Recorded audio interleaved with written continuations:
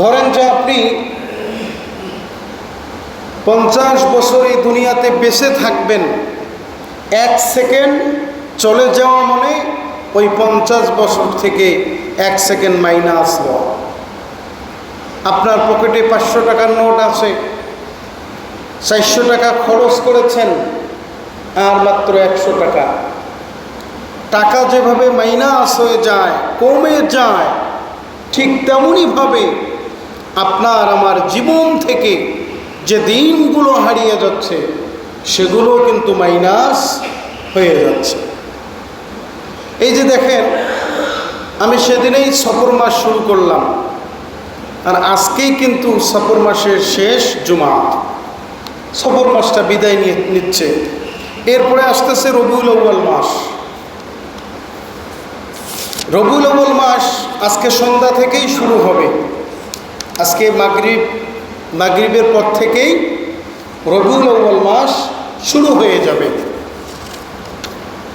যে রবিউল আউয়াল মাসে 12ই রবিউল আউয়াল, অর্থাৎ এই রবিউল আউয়াল মাসে বলেন তো কে জন্ম নিয়েছিলেন?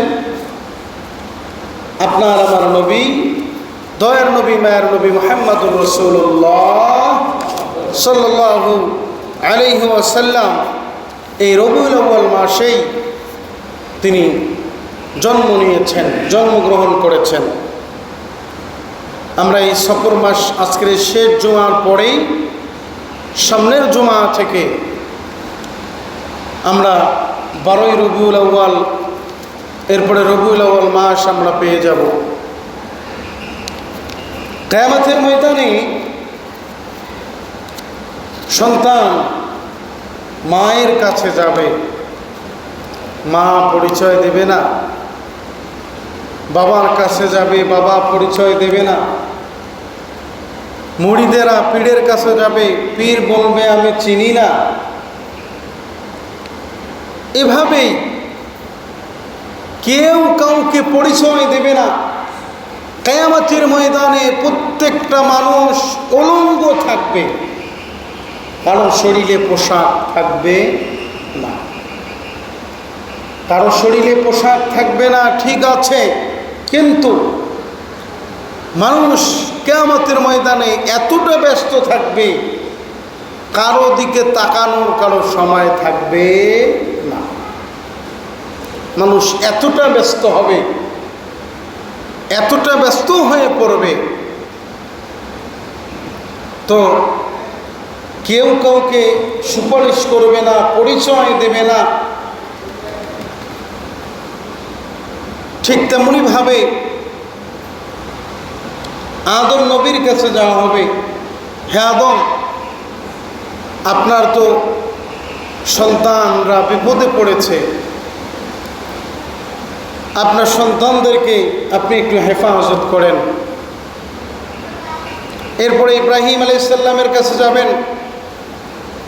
আদম আলাইহিস সালাম আমাদের আদি পিতা, ইব্রাহিম আলাইহিস সালাম আমাদের জাতি পিতা।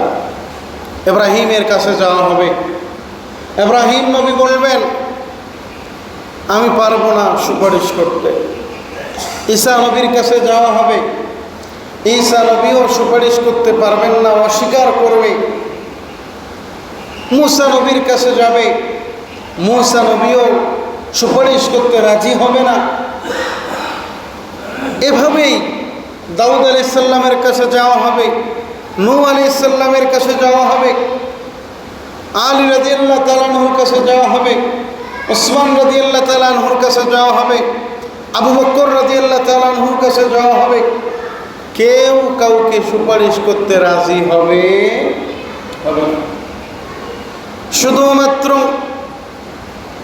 কেবলমাত্র আপনার আমার নবী, দয়ার নবী, মায়ার নবী কিয়ামতের ময়দানে আপনাকে আমাকে সুপারিশ করবে। নবী ব্যতীত কেউ আপনাকে আমাকে সুপারিশ করবে না। শুধুমাত্র কেবলমাত্র আল্লাহ নবী যে সুপারিশ করবেন, আল্লাহর নবী উম্মতের জন্য কাঁদবেন, আর দোয়া করতে থাকবেন, আল্লাহ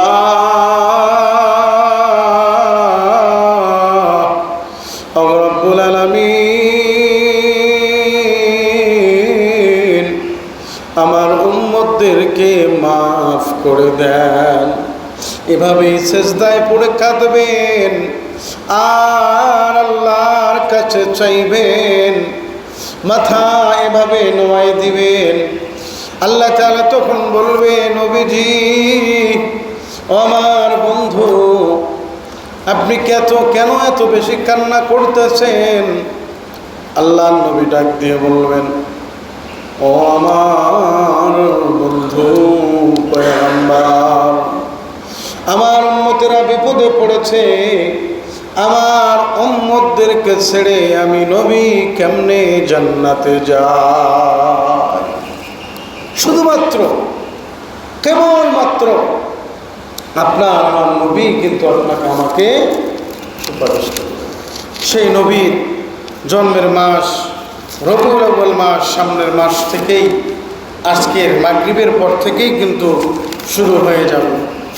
আজকে সফর মাসের শেষ জুমায় আল্লাহ সুবহানাহু ওয়া তাআলা যে সাবজেক্টগুলো, যে বিষয়গুলো আমাদের জন্য দিয়েছেন, আজকের এই আলোচনার শিরোনাম হচ্ছে যে বান্দা কিভাবে বান্দার আমলগুলো আল্লাহর দরবারে কবুল করাবে, আমল কিভাবে বান্দার কবুল হবে।